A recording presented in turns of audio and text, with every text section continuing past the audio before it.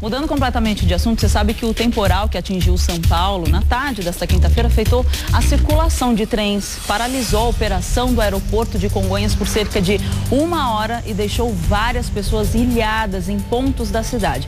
E de acordo com a Companhia de Engenharia de Tráfego, a CET, por volta das 7 da noite, as vias da capital registraram mais de 100 quilômetros de filas e mais de 8 semáforos apagados. Um caos. Um verdadeiro caos. O doutor Eduardo está aqui para explicar melhor. A gente vai falar da estrutura que a cidade de São Paulo tem. Tudo bem? Quanto tempo? Que saudade. Faz tanto tempo assim, não? Foi logo ali. É que antes você ficava todo dia, agora faz tempo. Ah, então você acostumou com a minha presença aqui. Agora são só 2 vezes por semana, segunda e sexta. Não, e semana que vem a gente vai ficar mais um bom tempo sem se ver. Então, olha, a gente está falando dessa estrutura, do que aconteceu, que infelizmente muitos pontos alagados, aeroporto ficou sem funcionar, os semáforos também sem funcionar, virou um verdadeiro caos a cidade de São Paulo. Aí eu fico pensando aqui comigo, e a Copa? Se agora não tem todo esse movimento ainda, que a gente diz que não tem, porque São Paulo tem tantas pessoas que vivem aqui, que vêm de fora, se nós não conseguimos ter uma estrutura para nós, quem dirá para outras pessoas que vão vir durante a Copa? Muitas pessoas vão vir. Você sabe, Marisa, que na verdade nós vivemos o dia, né? Se você for analisar, nós não vivemos para aquilo que vai acontecer amanhã. E o Brasil tem essa característica. Se você for analisar aí na história, nessas 2 últimas décadas, você vai perceber isso. Ou seja, nós estamos o tempo todo falando que a cidade de São Paulo, o Brasil, né, precisa de estrutura em todos os sentidos. Não é só em relação, não vamos olhar só a questão da chuva, mas em tudo. Mas a chuva a chuva é um ponto, ou seja, é um ponto que pegou todo mundo ontem desprevenido. E entre aspas, porque na verdade hoje você tem um sistema muito, eu diria, perfeito, sob o ponto de vista até estratégico. Ou seja, você tem uma tecnologia bastante avançada para pelo menos prevenir o que vai acontecer no final da tarde, né? Apesar de nós sabermos que o mês de janeiro, fevereiro e março, né, tem até uma música, né, as águas de março, aquela coisa toda, enfim, mas apesar de nós sabermos, o paulistano, ele não está preparado para enfrentar esse caos que a cidade viveu ontem. Então, eu posso até fazer uma comparação, eu gosto muito de fazer comparação. Você viu no começo da semana, sexta-feira, lá nos Estados Unidos, em Nova York, na região nordeste dos Estados Unidos, começou a se anunciar a tempestade, a nevasca que ia entrar, ou seja, entrar naquela região. Já começaram a se articular, né? As pessoas foram praticamente quase proibidas de saírem de casa, os carros também foram proibidos. Toda uma prevenção. Então, morreram 4 pessoas, ou seja, com toda aquela nevasca, com todo aquele caos, 4.000 voos foram cancelados, porque o que eles entendem é o seguinte, eles entendem que a prevenção custa muito mais barato do que efetivamente o que pode, a catástrofe que pode acontecer. Em São Paulo é diferente, parece que a catástrofe, parece que as pessoas gostam de ver o pessoal com os carros no meio sendo levados pela enxurrada. Ou acabam esquecendo da informação que foi dada. Será que ninguém prestou atenção de que ia chover o dobro do que normalmente chove? E é isso, as pessoas têm que ser informadas. Por isso que eu acho que São Paulo não está preparada para absolutamente nada, nem para uma chuva como essa que aconteceu.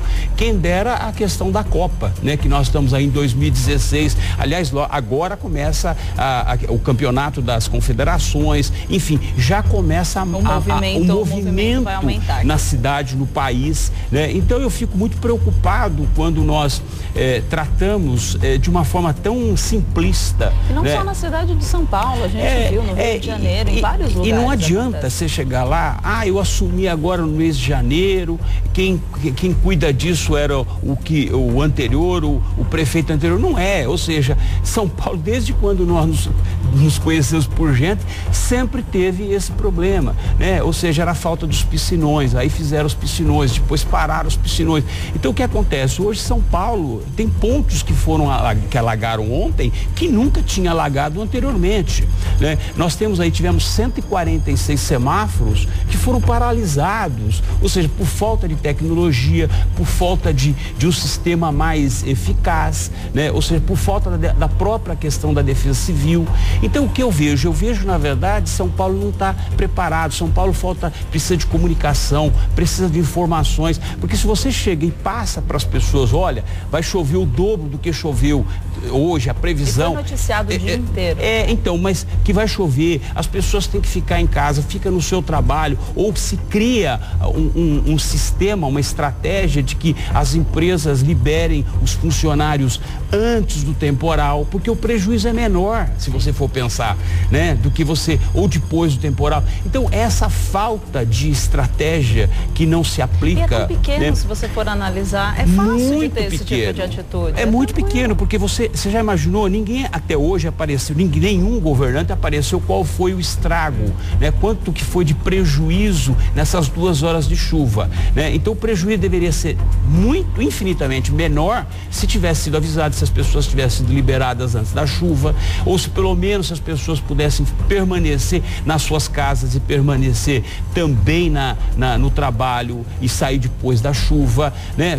Nós tivemos problema de passarela em cima da marginal que balançava no momento da tempestade, tinha gente quase no teto, ou seja, por quê? Porque todas as pessoas foi na hora do rush, foi na hora do ponto máximo, né? Então eu acho que essa falta, e hoje nós temos as redes sociais, né? Hoje você tem como levar informações de forma rápida, de forma ágil, e São Paulo não está preparado. Então eu fico pensando, e aí eu vou lembrar de novo as autoridades públicas. Nós temos 1.636 favelas, né? Nós tivemos problemas alguns na região sul, atearam fogo em ônibus. Por quê? Porque na verdade algumas casas a água invadiu, ou seja, se promete muita coisa e não se cumpre. Então nós estamos diante de uma situação, vivendo uma situação realmente de caos.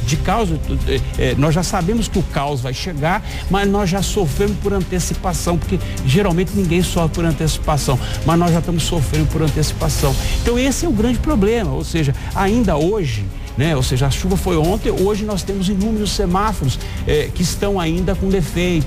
Por quê? Porque na verdade não foram reparados, né? Isso tem que ser uma coisa rápida, tem que ser uma coisa... Eu fico imaginando se a gente tiver uma nevasca como teve em Nova York, ou tiver um tsunami, que teve no Japão, que uma semana depois as estradas estavam reconstruídas, né? Então São Paulo parece que vive exatamente em estado de... as pessoas ficam o tempo todo sonhando que não vai acontecer, e vai acontecer, está acontecendo. Nós temos uma mudança climática que isso já vem sendo anunciada nessas duas últimas décadas. É impressionante como no Brasil todas essas desgraças têm que acontecer para a gente tomar uma atitude. Então hoje nós estamos diante disso, ou seja, não adianta. O atual prefeito, ele já sabia o que ele estava herdando. Então, obviamente, não adianta chegar lá e falar, nós tivemos do dia 1º, dia 2 de janeiro até hoje, né, nós tivemos praticamente 40 dias. Podia ter feito um mutirão para limpar as bocas dos bueiros, sabendo que elas estavam entupidas, né? Poderia ter verificado a questão das regiões de risco e poderiam ter sido removidas pessoas. Então tudo isso pode e deve ser feito. Não podemos esperar que isso efetivamente, que a tragédia aconteça. E hoje nós estamos falando em tragédias de pequena potencialidade, né? Eu fico imaginando o que pode acontecer numa catástrofe maior, né? Então eu acho que as pessoas têm que prestar um pouco mais atenção, né? Eu acho que passar mais informações para as pessoas. Hoje, por exemplo, eu estava lendo o jornal, né, a respeito, vai chover à tarde, mas ninguém disse o quanto vai chover. Ou seja, as pessoas têm que adivinhar o quanto vai chover. Vai falar, não, vai ser só uma pancada de chuva. Eu sou uma pessoa meio precavida. Eu sempre gosto de estar em casa às 5 horas da tarde. Por quê? Porque, na verdade, eu não gosto de pegar e ficar em trânsito. Né? Eu não gosto de pegar chuva. Gosta. Então, ontem eu saí, era 8 horas da noite, semáforos quebrados, ou seja, a cidade parada, com não sei quantos quilômetros de congestionamento. Então, esse é o grande problema que eu vejo na falta de estrutura e, sobretudo, na falta de informações da cidade, né, da cidade de São Paulo. E não adianta se você chega no momento da saída do trabalho, as pessoas querem ir para casa, querem retornar aos seus lares para poder chegar o quanto antes. Mas não, às vezes leva 2 horas, 3 horas. Então, nós estamos voltando ao que era há alguns anos atrás, que as pessoas chegaram a voltar no dia seguinte, né? Então, eu acho que esse é o ponto aí que nós temos de começar a analisar, ou seja, criar defesa própria. Ou seja, então as pessoas que estão nos ouvindo, elas têm que prestar atenção. Hoje é melhor sair mais cedo ou é melhor sair depois da chuva, porque vai chover. Não sei quanto vai chover, mas que vai chover, vai. Se precaver, não achar que vai dar tudo dar certo no final. A prevenção, ela é sempre a melhor arma, entendeu? É sempre melhor. Se tem dúvida, é melhor não ir. Né? Ou seja, aborta, né, os planos. E não, né? Só isso, só para finalizar, que a gente falou da falta de estrutura da cidade, dos semáforos que não funcionam, o lixo também, né? Tem que ver a atitude de cada um com o lixo, que a gente fala tanto em sustentabilidade, em reciclar, mas não está tão bem direcionado isso. Então, é uma das causas também que acaba acontecendo todo o alagamento. A coleta do lixo, o lixo tem que ser coletado antes da chuva chegar, né? Exatamente. Porque senão a chuva que carrega o lixo. Aí já foi Exatamente. Tudo, não tem mais aí já não tem mais o que fazer. Doutor Eduardo, vamos mudar de assunto agora, porque uma decisão da Justiça alterando o estado civil de um casal em Brasília foi comemorada por todos que defendem os direitos dos homossexuais. Vamos ver. Uma decisão da Justiça no final do mês de janeiro determinou que um servidor homossexual do Ministério das Relações Exteriores, o Itamaraty, tem um estado civil alterado de solteiro para casado. Com essa decisão, o funcionário conquistará direitos, como, por exemplo, a inclusão do companheiro como dependente no plano de saúde. Apesar da determinação ser de primeira instância e de ainda caber recurso, a medida é vista como uma vitória pelos que defendem os direitos dos homossexuais. O tema vem sendo discutido no mundo todo. Outro exemplo do avanço dos direitos dos homossexuais aconteceu na Europa. A Assembleia Nacional Francesa adotou um projeto de lei que possibilita o casamento e a adoção por casais do mesmo sexo. O projeto ainda precisa ser analisado pelo Senado, onde a oposição conservadora pode barrá-lo. Mas todas essas medidas mostram que a sociedade está avançando nas reflexões sobre assuntos que antes eram tabu. O Brasil, onde, segundo o Instituto Brasileiro de Geografia e Estatística, há cerca de 60 mil casais homoafetivos vivendo juntos, é considerado referência internacional, já que o casamento de pessoas do mesmo sexo é bastante difundido no país.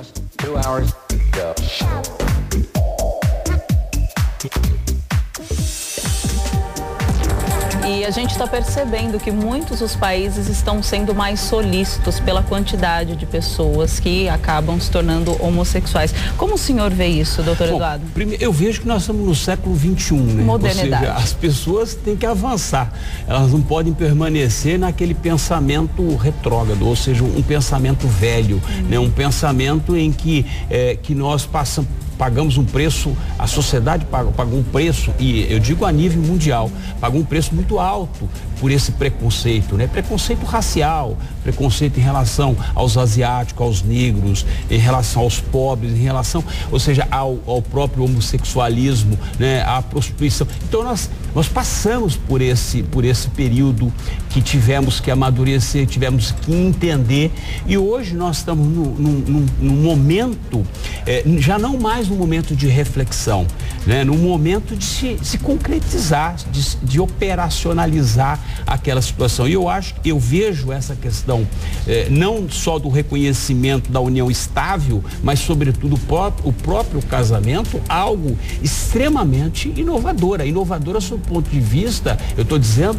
em matéria de ser humano, né? Eu acho que o ser humano ele tem que avançar nesse sentido, ele não pode efetivamente retroceder, né?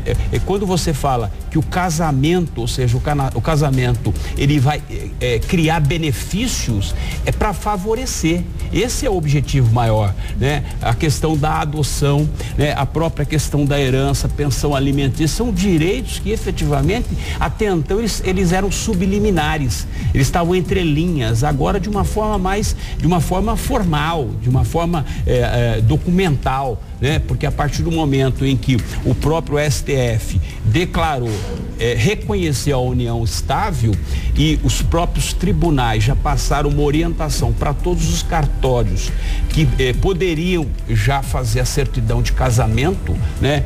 Certidão de casamento do homoafetivo. Então, obviamente, nós não estamos mais discutindo, já não estamos no mérito da coisa. Nós estamos exatamente vivendo e, sobretudo, compartilhando, né? Dividindo o mesmo espaço. E me parece que algumas pessoas querem ao contrário. Você vê que nós temos um projeto de lei que está se discutindo dentro da Câmara que trata, né, o homossexualismo como uma doença, né? Isso, na verdade, é voltar no tempo, né? Ou seja, é voltar algumas décadas atrás. Então, isso já passou.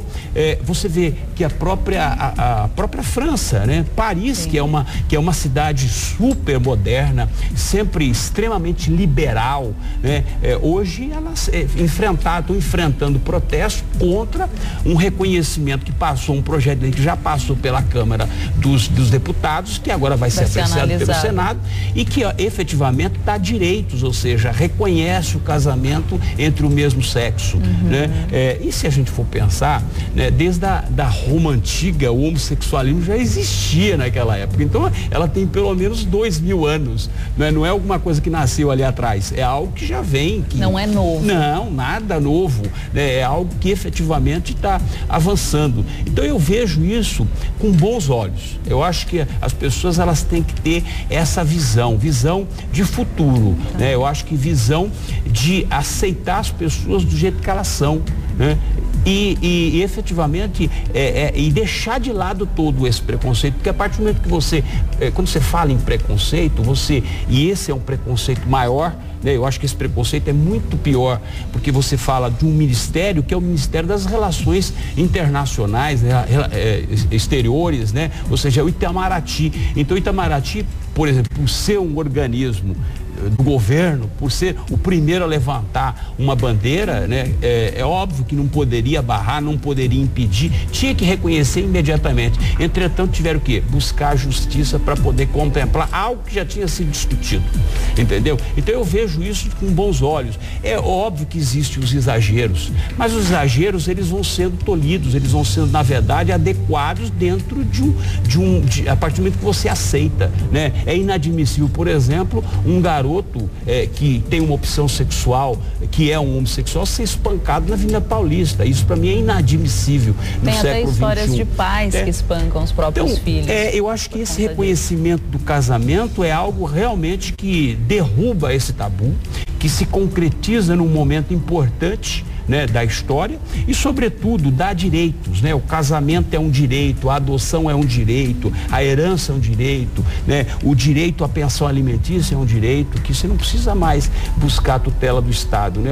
Do judiciário, sobretudo algo que já é concreto, efetivo, né? Essa é a minha visão, visão de progressista mesmo, visão para frente, e nada que é passado só serve para a gente poder servir como um referencial. Aquilo que a gente não pode mais fazer, os erros que não podemos mais cometer. Hoje no Brasil existe um contrato de união estável para os homossexuais. Não, já existe a certidão de casamento homoafetivo, ou seja, se as pessoas do mesmo sexo quiserem casar, elas podem chegar num cartório, lá eles são obrigados a fazer um cartório, mas não existe nenhuma burocracia, só chegar lá e fazer. Isso já é uma determinação, até por conta de uma decisão do Supremo Tribunal Federal. E todos os tribunais dos estados dão essa orientação. São Paulo, inclusive o Tribunal de Justiça do Estado de São Paulo, deu essa orientação para todos os cartórios. Aqueles que querem efetivamente sacramentar o casamento, pode fazer a certidão de casamento homoafetivo. Não existe espanto nenhum, nem burocracia nenhuma, como nós estávamos falando. Doutor Eduardo, muito obrigada por esclarecer. Esse assunto, até o que a gente estava falando, o mundo precisa se modernizar e entender tudo o que está acontecendo, porque nós convivemos com essas pessoas são pessoas normais, só tem uma opção diferenciada. Mesmo porque nós estamos diante de novos desafios. Novos desafios, que a gente não sabe o que vai acontecer, né? Meteorito caindo, ou seja, as coisas acontecendo. Então, novos desafios estão para vir aí. Nós precisamos entender um pouco mais. E o ser humano facilmente se adapta a essas novas situações. Muito obrigada, doutor Eduardo. Bom final de semana. Para você também, um ótimo final de semana. Cuida bastante com a sua família. Até mais. Obrigado. Até mais. Até segunda. Até segunda.